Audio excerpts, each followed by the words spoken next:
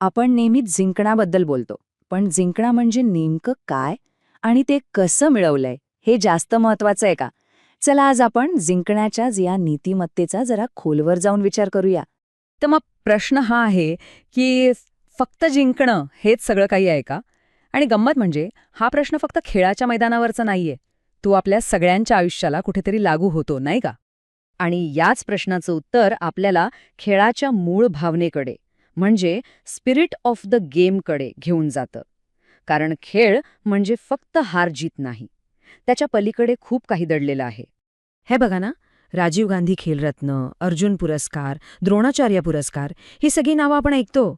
हे पुरस्कार फक्त कोणी किती मॅचेस जिंकल्या यावर दिले जात नाहीत, तर ते खेळाडूंचा सन्मान, त्यांची खेळाडू वृत्ती आणि त्यामागची जी मानवी भावना आहे तिचा गौरव करतात. मग ही जी खेळाडू वृत्ती किंवा स्पोर्ट्समॅन स्पिरिट आपण म्हणतो, ते म्हणजे नक्की काय? सोप्या भाषेत सांगायचं तर यात काही गोष्टी येतात, जसं की निष्पक्षता, सगळ्यांना समान संधी, आपली जबाबदारी ओळखणं, खेळ हा मनोरंजनासाठी आहे हे लक्षात ठेवणं आणि सगळ्यात महत्त्वाचं म्हणजे सहभाग. आंतरराष्ट्रीय ऑलिम्पिक असोसिएशनसारख्या मोठ्या संस्थासुद्धा याच मूल्यांना मानतात. पण जिथे चांगुलपणा असतो, तिथे त्याला आव्हान देणारी दुसरी बाजूही असतेच. खेळाडू वृत्तीच्या अगदी विरुद्ध एक विचारसरणी आहे, जिला आपण गेम्समॅनशिप किंवा डावपेच म्हणू शकतो. आणि इथेच या दोन विचारांचा खरा संघर्ष सुरू होतो. आणि हा फरक समजून घेणं खूप महत्वाचं आहे. बघा, एका बाजूला आहे खेळाडू वृत्ती. म्हणजे काय? तर सन्मानाने जिंकायचं, नियमांचा आदर करायचा, समोरच्या खेळाडूचाही आदर करायचा. आणि दुसऱ्या बाजूला आहे डावपेच. म्हणजे कशाही प्रकारे जिंकायचं, मग त्यासाठी नियम मोडले तरी चालतील, गैरवर्तन केलं तरी चालेल, फक्त जिंकणं महत्वाचं. म्हणजेच डावपेच किंवा गेम्समॅनशिप ही अशी एक फिलॉसॉफी आहे जिथे जिंकणं हेच सर्वस्व आहे. ते कसं मिळवलं, मार्ग बरोबर होता की चूक, यानी काहीही फरक पडत नाही. The ends justify the means. म्हणजे ध्येय महत्वाचं, साधन नाही. आणि ही जी कसंही करून जिंकायची वृत्ती आहे किंवा हे जे डावपेच आहेत, त्यामुळे आजच्या काळात खेळांमध्ये खूप गंभीर समस्या निर्माण झाल्या आहेत. चला बघूया काय आहेत ही संकटं. खरं तर जिंकण्याचा दबाव इतका प्रचंड वाढलाय की त्याची एक काळी बाजू आता समोर येतेय. आणि ही बाजू खेळाच्या मूळ आत्म्यालाच कुठेतरी संपवून टाकतेय. खेळाडूंच्या प्रामाणिकपणावरच प्रश्न उभे राहतायत. याचं सगळ्यात मोठं आणि धक्कादायक उदाहरण म्हणजे doping. World anti doping agency म्हणजे WADAच्या 2013च्या रिपोर्टनुसार डोपिंगच्या नियमांचं उल्लंघन करण्यामध्ये भारत जगात 3ऱ्या नंबरवर होता.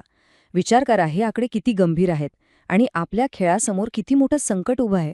पण गोष्ट फक्त डोपिंगपुरती मर्यादित नाहीये. मॅच फिक्सिंग, भ्रष्टाचार हे तर आहेच, पण त्यासोबतच एक अशी समस्या आहे ज्याबद्दल फारसं बोललं जात नाही.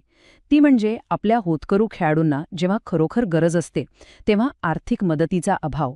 होतं काय की खेळाडू जिंकल्यावर त्यांच्यावर पैशांचा वर्षाव होतो, पण त्या विजयासाठी तयारी करताना, सराव करताना जेव्हा त्यांना पैशांची खरी गरज असते तेव्हा मात्र ते एकटे पडतात.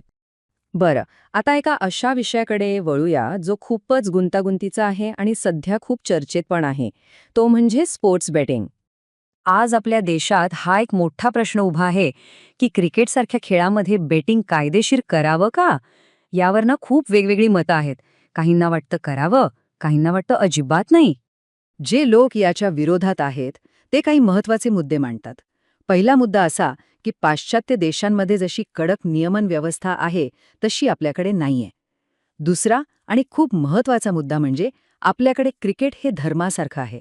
ते घराघरात, गल्लीबोळात पोहोचले. त्यामुळे जर बेटिंग कायदेशीर झालं तर तेही तितक्याच वेगाने पसरेल.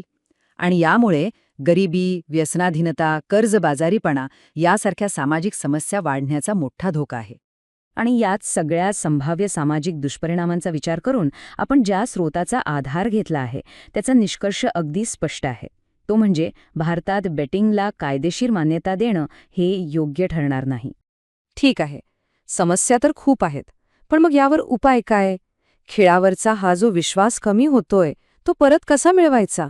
चला तर मग यावरच्या उपायांबद्दल बोलूया.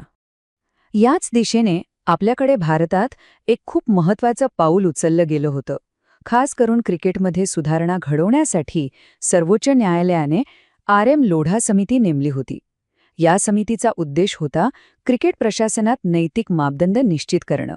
आणि या लोढा समितीने काही खूप महत्त्वाच्या शिफारसी केल्या, जसं की प्रशासनात पारदर्शकता असली पाहिजे, प्रत्येक कामासाठी कोणीतरी जबाबदार म्हणजे उत्तरदायी असलं पाहिजे, अधिकाऱ्यांनी स्वतःच्या फायद्याचा विचार करता कामा नये, निवडणुका आणि पैशांचे व्यवहार यांची तपासणी स्वतंत्र संस्थांनी केली पाहिजे. थोडक्यात काय, तर संपूर्ण कारभार स्वच्छ आणि पारदर्शक करण्याचा हा प्रयत्न होता. आणि या सगळ्यामधला सर्वात महत्त्वाचा विचार कोणता होता माहितीये? तो हा की नीतिमत्ता फक्त खेळाडूंनीच पाळायची नसते, तर ती खेळाचं व्यवस्थापन करणारे अधिकारी, मोठ्या संस्था या सगळ्यांनीच पाळली पाहिजे. हे अगदी घराच्या पायासारखं आहे. खेळासाठी एक चांगलं, निरोगी वातावरण तयार करायचं असेल तर 4 खांब खूप महत्त्वाचे आहेत. आदर, समानता, एकता आणि प्रामाणिक प्रयत्न. ह्याच 4 खांबांवर खेळाचं खरं भविष्य उभं आहे. जेव्हा हे सगळे एकत्र येतात तेव्हाच खेळाची खरी नीतिमत्ता टिकून राहते. आणि मग शेवटी आपण पुन्हा त्याच सुरुवातीच्या प्रश्नावर येतो. जर आपण ही खेळाडू वृत्ती, ही निष्पक्षता, हा सन्मान म्हणजेच खेळाचा आत्माच जर गमावून बसलो, तर मग खेळाचं भविष्य काय असेल? विचार करायला लावणारा प्रश्न आहे, नाही का?